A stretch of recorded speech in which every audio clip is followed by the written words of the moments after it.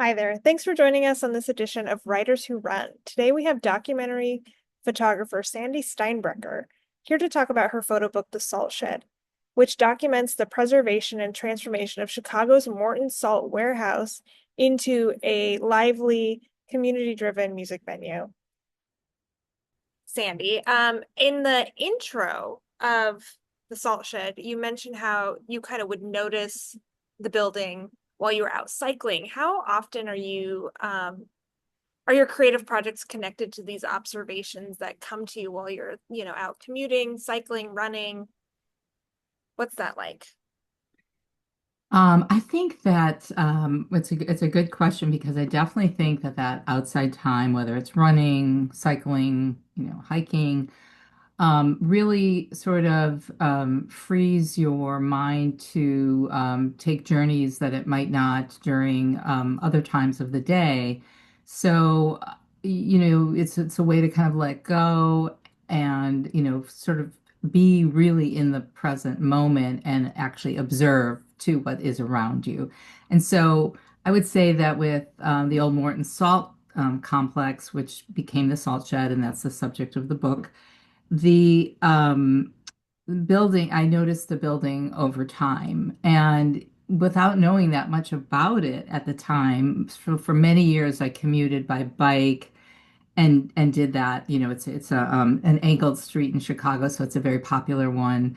But there's a lot of industrial spaces because it at that stretch it follows the Chicago River, which was an important, body of water for Chicago, and especially 100 years ago when the river was a very important part of industry. So I would notice it, and there's just, this feeling of being connected to spaces. Like I think we all have that in our communities where we're connected to somewhere in the built environment. Whether it's because of our civic history, or because of, community spaces that are important to our growing up. Whatever it is, I think we have connections to these places, and it is the people and the things that went on in those spaces, such as, an industry like salt that kind of contributed greatly to our economic growth 100 years ago. So, kind of a long answer, but I think there's a lot of room when you're moving your body and, out in the world, whether it's, rural or urban, to let your mind go and use your imagination and use your observation, and they kind of imprint upon you for later. Yeah, and I think Chicago too specifically has that bit of personality too, where it's a city that's very connected to its architecture, and the people in the city are very connected to the architecture, whether it's, the big skyscrapers or these industrial buildings too.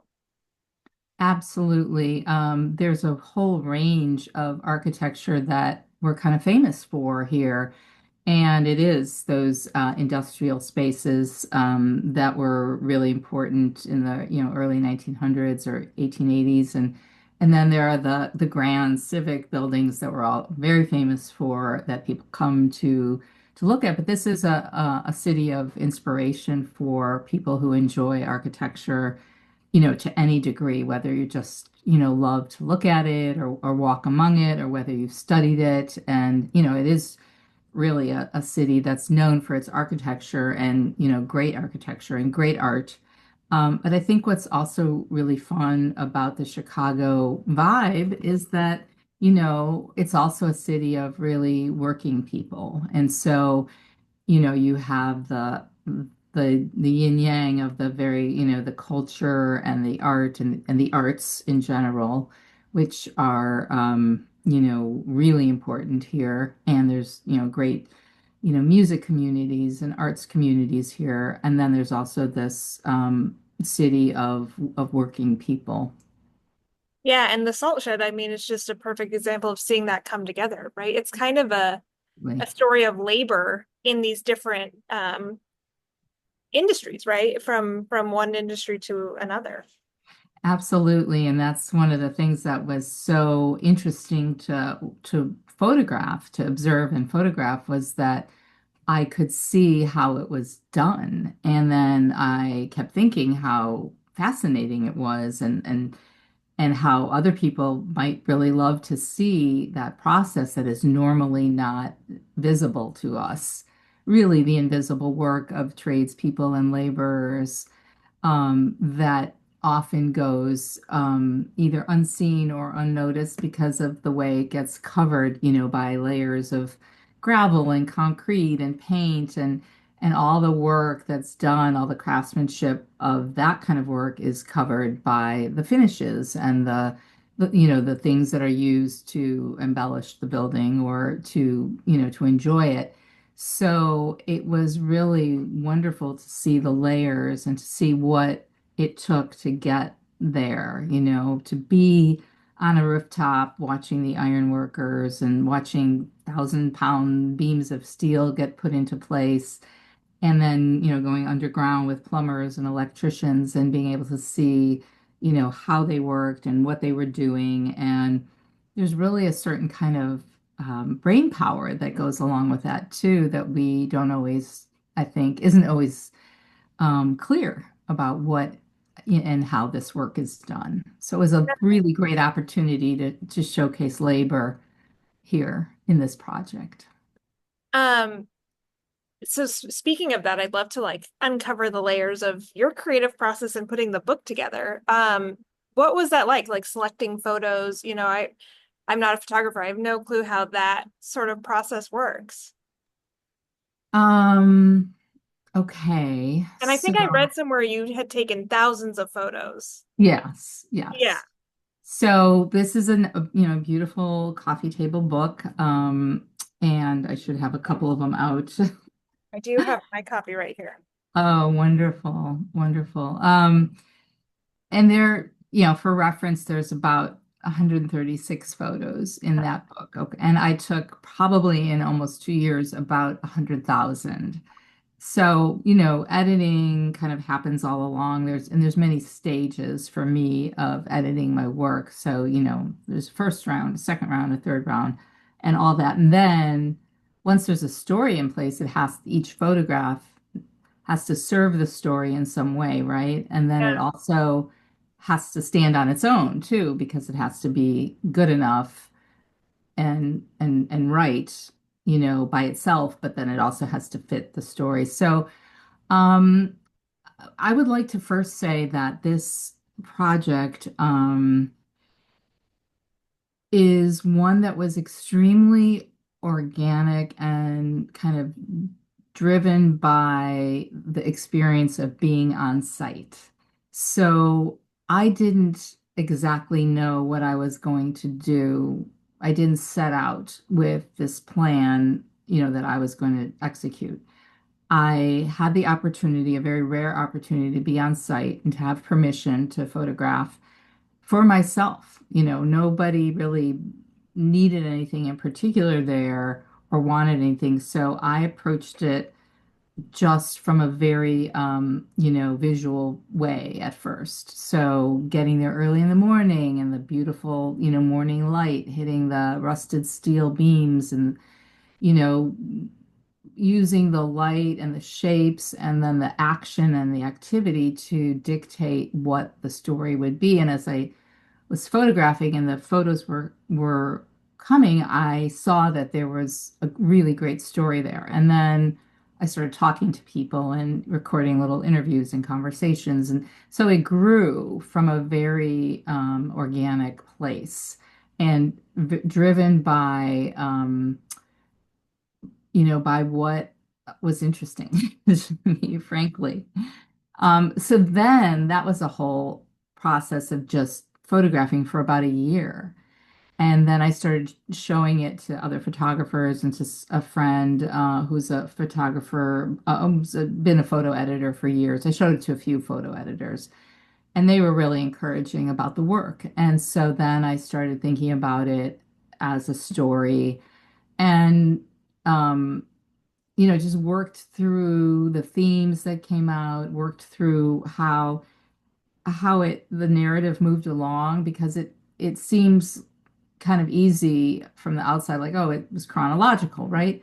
But I actually put a lot of thought into the chapters and how it was organized and what was emphasized in each chapter, um, just because it is such an interesting story to me. So I would say number one, it was,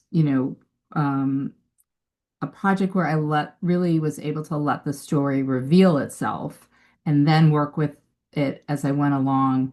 Really, at the beginning, just capturing activity and as it was happening, everything's happening quickly and just kind of capturing it and then really thinking about it and just going along with the process, editing all along the way, then sending edits out, very small edits out to people to just get their, opinions, then pitching it and working on how to express it to someone else, like a publisher. I got a local publisher of, art and photography books. And then from there, I got to meet with the Driehaus Foundation. They're a philanthropic organization here in Chicago. They do a lot of great work with the built environment and arts and culture. And then they generously provided the work, awarded the work a grant to produce and publish the book. I would say that I was hands-on with everything. So my process, if there are specific, questions, please ask. But it was a lot about the editing down, editing down, making sure every photograph again like contributed to the story. And then I wrote the chapter introductions and one of the opening essays, and then I collaborated, asked three Chicago writers to write something. One was an opening piece, a foreword, one was the history essay, and then an afterword. And those were really carefully chosen, those people. And they did a great job, all of them.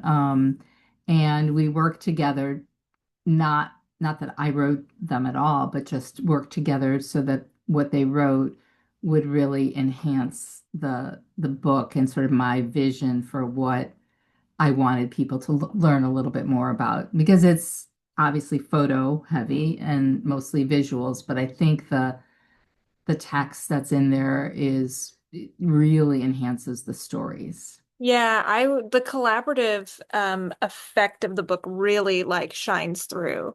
Oh, that's great. Yes, absolutely. I was going to say one of my favorite parts of the book are actually the quotes at the beginning of the chapters from the different tradespeople.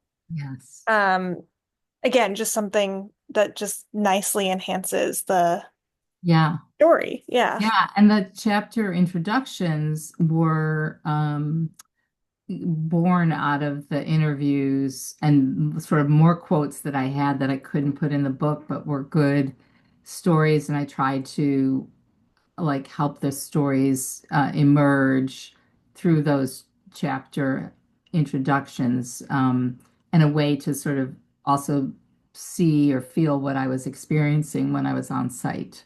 Yeah. Yeah. Um, yeah, it sounds like a process that takes a lot of patience. Um, well, I loved it so Yeah. much. I had the time of my life photographing this. It was such an incredible opportunity, and rare because I don't think that people very often, if ever, really get to be essentially embedded on a construction site for the purpose of storytelling photos, creating a narrative, a story. And so I felt like it was rare and I should just go run with it. And that's why it didn't really matter at the beginning that I didn't know exactly how it was going to go. I just thought this is too great of a possibility, of an opportunity to pass up, to be a Chicagoan, to be in this building that's been around almost 100 years that we all love here. We love that billboard, that oversized, massive billboard. And um, to be able to be there and to photograph this activity was just such a great experience, and it was exhilarating. So, but the creating the book part of it, yes, very challenging and but wonderful Can also. you talk about your inspiration and sort of the themes that are emerged through putting together the salt shed? Yes, unexpectedly and in a lovely way, this book brought up so many themes and gave me a way to put the narrative together. So, I mean, I'll just name some of the themes, and so we don't have to talk about each one, but it's about people and humanity. It's about preservation of history and preservation of resources, sustainability. Anytime you have a property on the riverfront, which is, taken and moved away from industry, it puts it sort of back to recreation and the people and so you have this river that is being kind of rejuvenated for the future. So it's very, again, very future oriented and sustainable. It's, craftsmanship and the trades and the role of laborers and tradespeople in our built environment and how to, appreciate them and credit them. Um, and I guess I was also just inspired by the nature of buildings and what they mean to us as a part of our history. So definitely, I would say those themes were inspirational. Also, photography, music, and the arts and culture, because that is now what's in the salt shed, and it is enjoying a really, really vibrant second life as a music and entertainment venue right on the river. Very beautiful, very, full of people enjoying themselves all the time and sort of celebrating life and culture. So it's a very a positive story, this book. And an opportunity to talk about some of the things that make life good in communities for people and what it means when you save spaces rather than tearing them down, and how that contributes to people's quality of life and their feeling of being in a place where different parts of history are represented. Yeah, and it's so interesting too because I think often we think of arts and industry as being at odds with each other, but there is sort of this harmony that comes together in this story. Absolutely. I'm so glad you mentioned that and that you noticed that because I agree. And I do think a lot of tradespeople feel that their work is a craft, is an art, and they do feel connected in that way. And also some of them are actually artists too. So it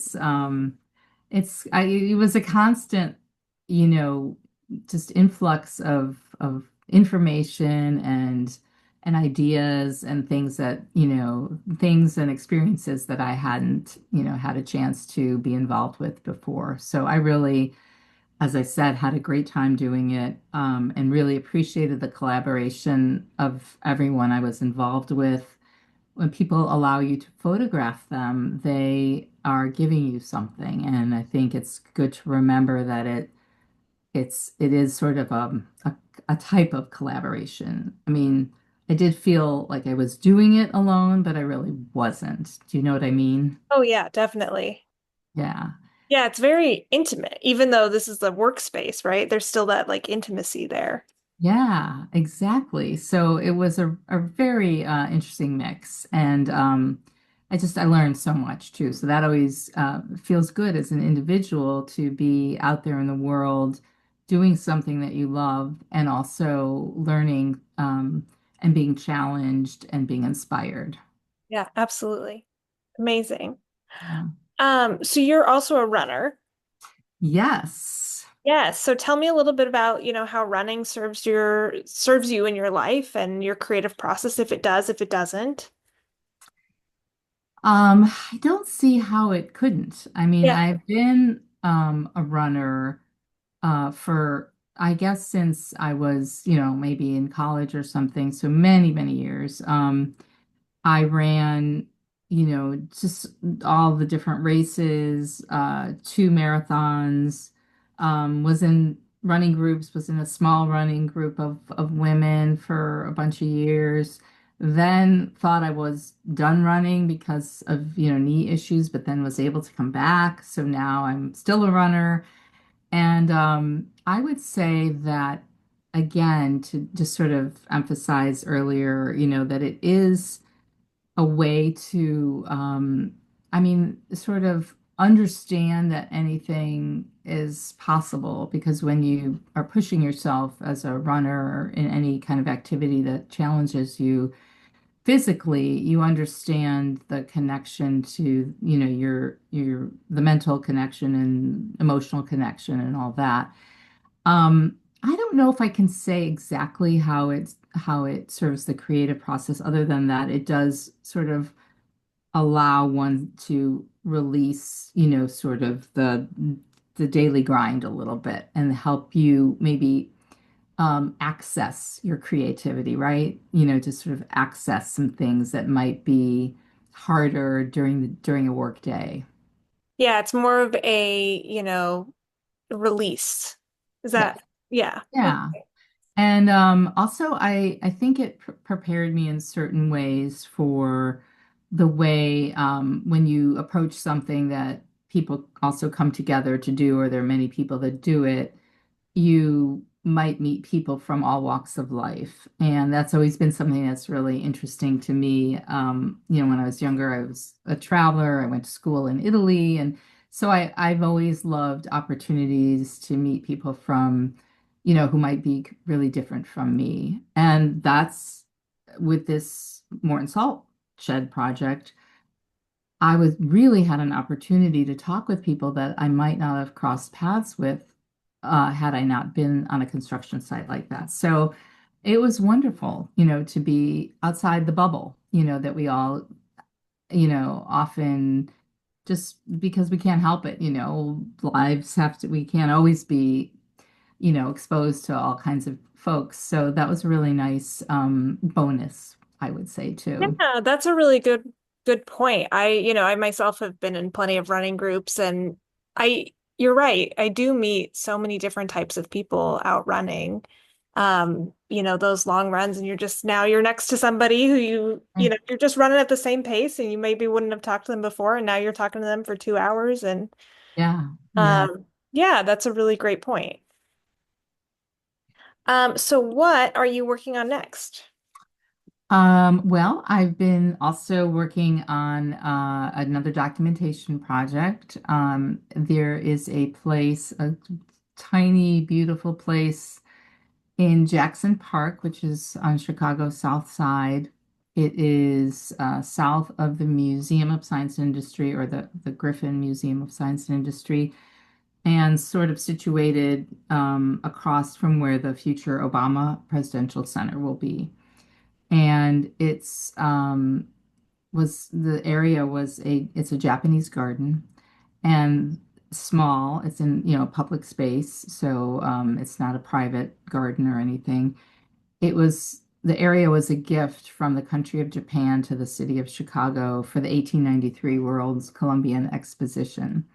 So it's got a lot of interesting history. Again, a space that is important to Chicago, reflective of its past, tied to the great planners of our city like Burnham and all the other folks that were working on that Columbian Exposition. So that garden has been through, many stages and was recently, not recently, but in the past couple of decades has really been revitalized and cared for. And so I've been documenting the seasonal changes there and kind of trying to again communicate and emphasize its importance to people and how we live and our quality of life and why spaces should be preserved or given another life or whatever. But people are really at the heart of that kind of work, I think. I bet those photos are beautiful.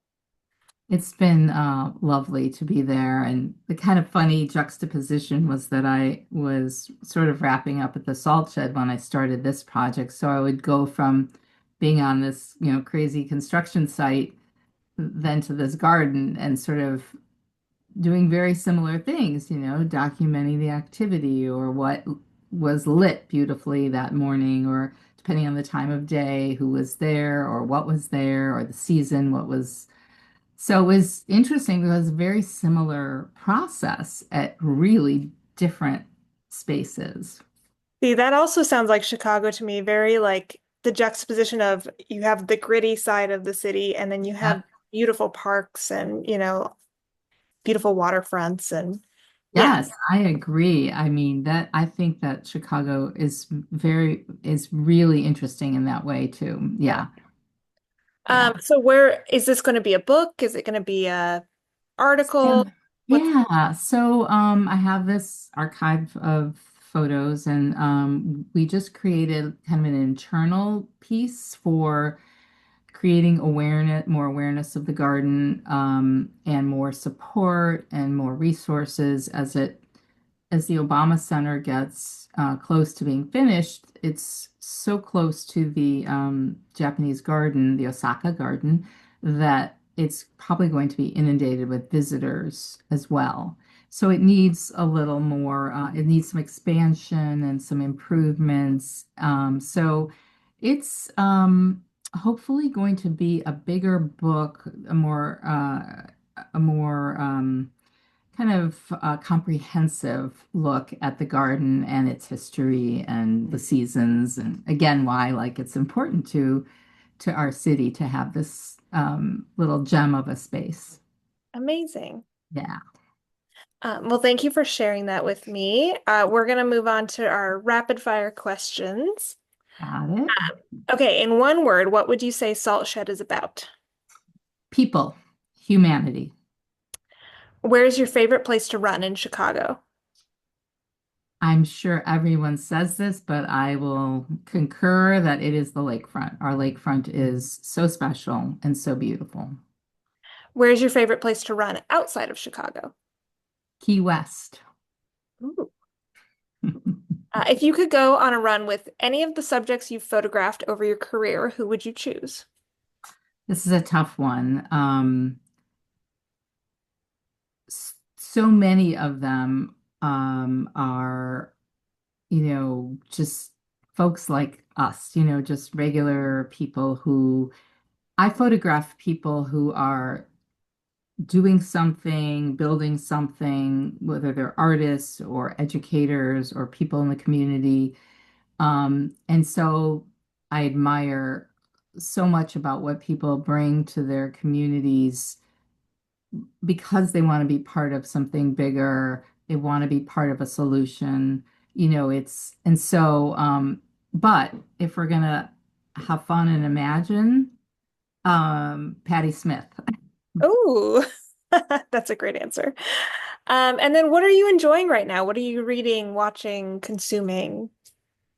Okay, I've been reading The Plan of Chicago, so that's about Daniel Burnham, the great architect and city planner, um, who wrote The Plan of Chicago. And the book is about how it came to be. Um, it's been around for a long time, so it's not hot off the press or anything. And because I think I'm trying to get a real feel for the parks as part of the Chicago plan, because that was a big part of the planning. Oh, that sounds really interesting. Yeah. And the 1909 plan of Chicago, which is what he wrote, which is famous, which is how we got our gorgeous lakefront, is one of the few cities, we're one of the few cities anywhere, I think, that has like 26 miles of uninterrupted public access lakefront. Right. So, plus, as you mentioned, all the parks, there's something like, 500 and something parks in Chicago. So, all that green space, the boulevards, the lakefront, all that was part of this plan.